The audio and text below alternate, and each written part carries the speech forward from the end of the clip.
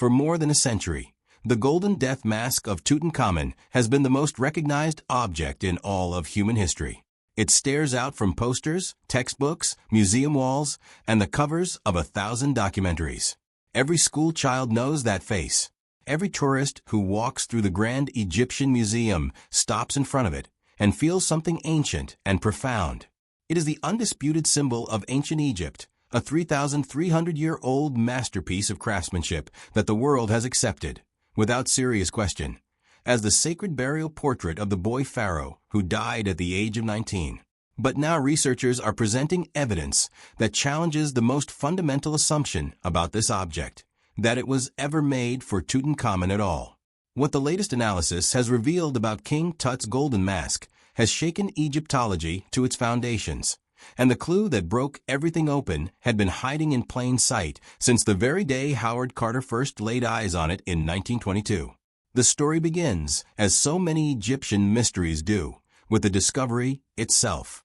In November 1922, the British archaeologist Howard Carter and his team broke through the sealed entrance to a tomb in the Valley of the Kings near Luxor that had lain untouched for more than 3,000 years. What they found inside was staggering. Golden chariots, alabaster vessels, painted statues, jeweled thrones, and treasures beyond imagination had been packed into a series of small chambers with almost frantic density. But buried deepest of all, resting within 3 nested coffins, lay the object that would define the entire discovery. The golden death mask, measuring roughly 21 inches tall and weighing approximately 25 pounds of high-carat gold, inlaid with colored glass, lapis lazuli, obsidian, and quartz, was everything ancient Egypt had ever been condensed into a single object. Carter noted it in his records. He noted something else, too, something small, something odd, something he simply wrote down and moved on from. The mask had pierced ears. That detail sat quietly in Carter's excavation records at Oxford University's Griffith Institute for the better part of a century. Nobody pursued it seriously. Nobody asked what it meant. The world had its treasure. The boy king had his face. And that was the end of the story. Until now. In late 2024, Professor Joanne Fletcher, an Egyptologist and honorary visiting professor in the Department of Archaeology at the University of York, led a research team back to those same archived records. What they found when they examined Carter's original documentation alongside physical analysis of the mask itself produced conclusions that the field was not prepared for. The pierced ears on the mask, Fletcher's team determined, were not a minor curiosity. They were a structural impossibility that upended the entire official narrative. In ancient Egypt, the conventions governing royal funerary art were absolute and unbreakable. They were sacred law, not artistic preference. An adult male pharaoh was never, under any circumstances, depicted with pierced ears on his burial mask. Ear piercings in Egyptian funerary imagery belonged exclusively to children and women. The reasoning was deeply theological. The death mask was not a portrait in the modern sense. It was a sacred instrument designed to allow the deceased soul to recognize its own body during the journey through the underworld. Everything about it had to be ritually correct. A pierced ear on an adult male pharaoh's mask would have been a spiritual catastrophe, a flaw that could have doomed his soul to wander without finding its body for eternity. No royal craftsman working on a commission for an adult male ruler would have included such a detail. Not accidentally, not carelessly, not ever. This mask was not made for an adult male pharaoh, Professor Fletcher stated directly. When the gold was compared, they found the face is made of completely different gold to the rest. That second finding hit the research world like a tremor. Scientific analysis of the mask had already been conducted years earlier using X-ray fluorescence technology. XRDF scanning performed by a joint Japanese-Egyptian team working in the Egyptian Museum in Cairo. Those earlier scans had produced compositional data showing the detailed gold alloy makeup of every part of the mask. The face and neck were found to be composed of a 23.2 to 23.5 karat gold matrix, covered with an 18-karat gold-silver-copper thin layer of whitish color, while the other parts of the mask were composed of a 22.5 karat gold-silver-copper layer. In other words, the gold used to make the face of the mask was measurably, chemically different from the gold used to make the headdress and the rest of the structure. These were not minor variations from the same batch of material. They were compositionally distinct alloys. Fletcher described what the analysis suggested: that Tutankhamun's face had been effectively grafted on to the pre-existing mask of a previous ruler. Evidence of soldering was identified on the mask, consistent with the face having been attached to a structure that had already been completed.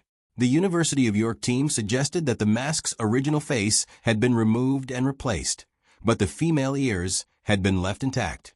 Whoever had carried out the modification had replaced the face, but had not, or could not, alter the ears without risking damage to the surrounding structure. Fletcher and her team's theory builds on a proposal first made in 2015 by British Egyptologist Nicholas Reeves, who claimed the mask was originally created for Queen Nefertiti, Tutankhamun's stepmother, whose tomb and body have never been found. Reeves had pointed to the mask's feminine appearance and its structural similarities to Nefertiti's famous painted limestone bust. He argued that the mask could have been adapted for Tutankhamun due to the extreme urgency surrounding the boy king's burial preparations. Now, the University of York analysis was providing material and compositional evidence to support what had previously been only a stylistic observation. The urgency of Tutankhamun's burial is not disputed. He died unexpectedly at around 18 or 19 years of age, having come to the throne at just 9 years old. Due to the sudden nature of his death, some experts believe the court had to use whatever was available for his burial, including a funerary mask that may have belonged to another person. Egyptian religious law was binding. The pharaoh had to be mummified and entombed within 70 days of death.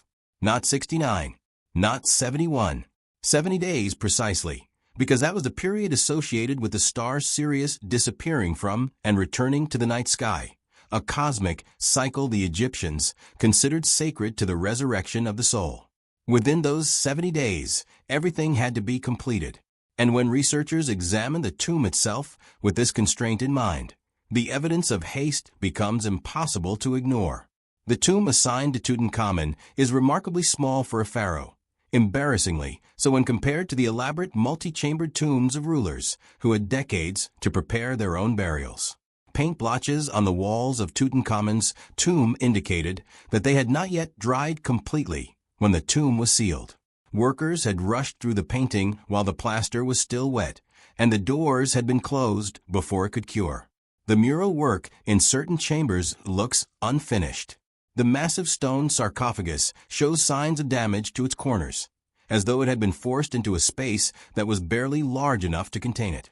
And the mask was not the only object in the tomb that appeared to have come from somewhere else. Statues bore faces that scholars noted looked nothing like the standard depictions of Tutankhamun.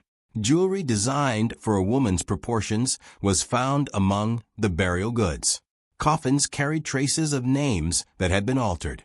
The entire burial assemblage, when examined closely, suggested a court scrambling to fill a tomb with sufficient grandeur in less than 2.5 months, pulling items from wherever they could find them. Reeves stated that the gold veil of the mask could have been intended for Nefertiti, but was reused for Tutankhamun due to the haste with which his funerary rituals were organized. If Nefertiti had died before Tutankhamun and had her burial mask already prepared, and given that she was one of the most powerful figures in the Egyptian court, her burial goods would have been among the most elaborately prepared in the kingdom. Then, when the boy king died suddenly and unexpectedly, her mask would have been available. The face could be modified. The name could be altered. The pierced ears, however, would have required delicate and potentially damaging metalwork to remove. Better to leave them, hope the detail went unnoticed, and place the boy pharaoh in his tomb before the sacred deadline expired. As Professor Fletcher explained, Tutankhamun's mask is the epitome of ancient Egypt, so very familiar, yet like so many of his treasures, it is holding a long-standing secret. That secret has now been exposed not by dramatic new technology, but by something more fundamental, a willingness to look at evidence that was always there and ask the questions that should have been asked 100 years ago. The pierced ears were noted by Howard Carter himself on the day of discovery. The compositional difference between the gold in the face and the gold in the headdress was revealed by established X-ray fluorescence scanning years ago. The visible traces of soldering on the mask surface were available to any researcher with eyes to see them. None of it was hidden. All of it was overlooked or quietly set aside because the implications were too large and too uncomfortable. The most recognized face in the ancient world may not be the face of the boy it is supposed to represent. It may be the stolen burial portrait of a woman who ruled Egypt, who then disappeared from history so completely that her tomb has never been found and her mummy has never been identified. A woman named Nefertiti, whose missing burial goods may have spent the last 3,300 years in a tomb that bore another name. The findings are continuing to be examined and debated across the field of Egyptology. Not all scholars are convinced, and the counter-arguments from those who believe the mask was made for Tutankhamun are serious and detailed.